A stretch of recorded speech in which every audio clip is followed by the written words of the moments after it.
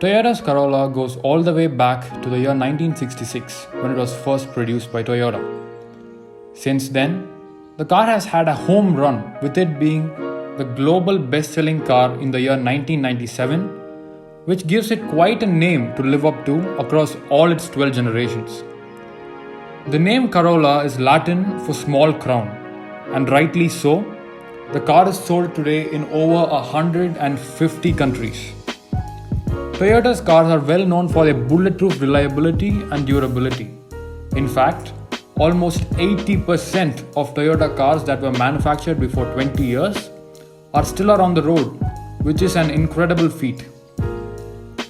The Toyota Corolla is a globally well-known car and is priced for the value it provides. Today, we are going to be taking a look at the 10th gen Toyota Corolla Altis 1.8G petrol and find out how well it really stands up to its legacy. Welcome to its complete review. Stay tuned. Starting off with the exteriors of the car, the front of the car slopes down gradually and is good to look at. The bonnet has design creases on either sides, and these elements are extended gracefully from the very back and onto the front bumpers, adding flair to the design. We also have front lights and fog lamps with separate lights for high and low beams, which is a nice addition. The lights, although 10 years old, has been restored meticulously thanks to TCD Tirupur. They literally don't look a day old. We also have two chrome grills accentuating the Toyota logo at the center.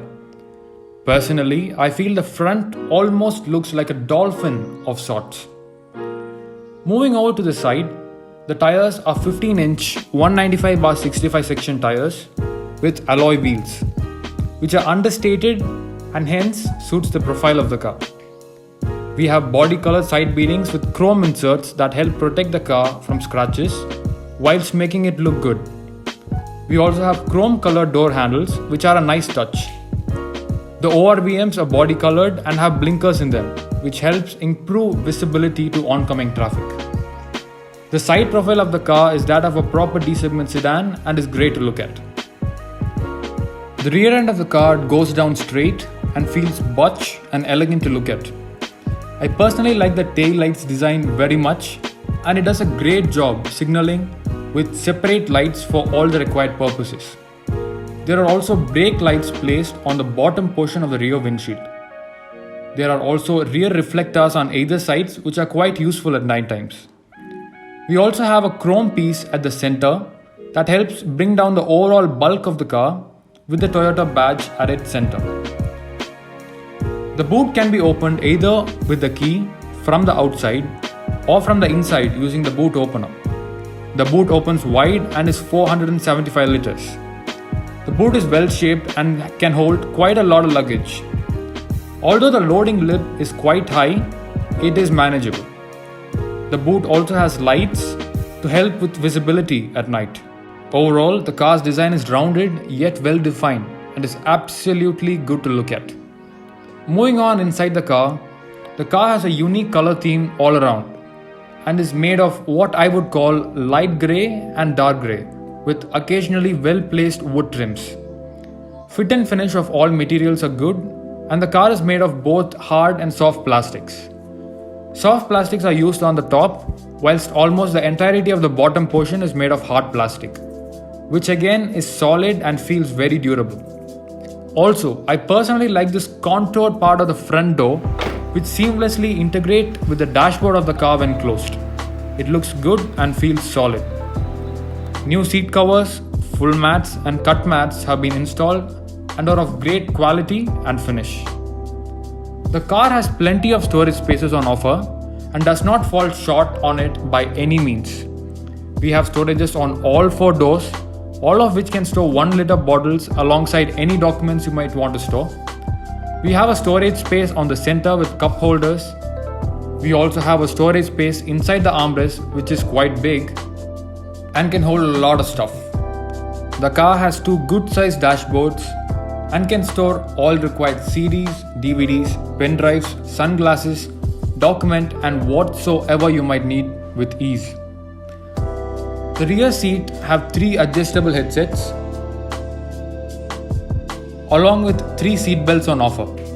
We also have center armrest with cup holders on offer that helps elevate the comfort level on the backside of the car. We also have reading lights at the center of the car which helps illuminate the entire car when required. The rear seats are capable of 60-40 split, hence adding more space for the luggages when required. The rear of the car is a comfortable place to be in with well contoured edges, providing with great overall support on either sides. But the same can't be said about the seat at the center, which is well suited only for kids or adults for shorter ride durations. Apart from that, the seats offer great comfort, legroom, headroom and thigh support, which help eliminate fatigue on long travels to a huge extent.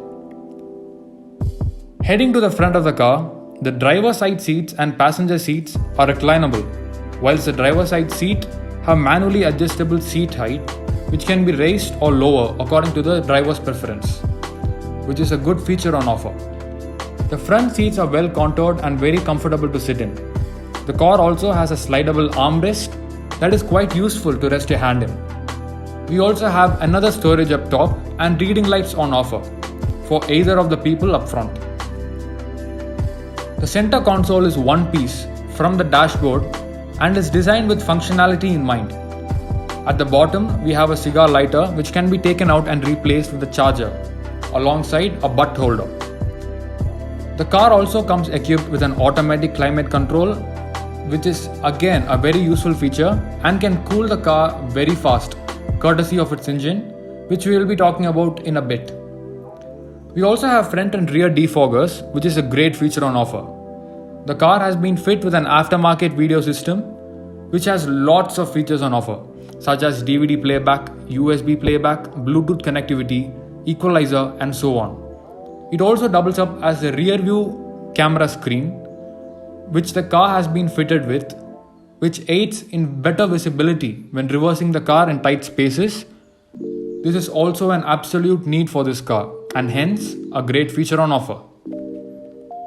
The steering has steering mounted audio controls on the left and a display button on the right, which can be used to check several aspects such as average mileage on offer, range, real-time mileage, and so on, which is quite handy. The speedometer, rev counter, engine temperature and fuel level indicator are all analog, whilst the odo and the trip meter are digital. The unit is well sized and legible at all speeds.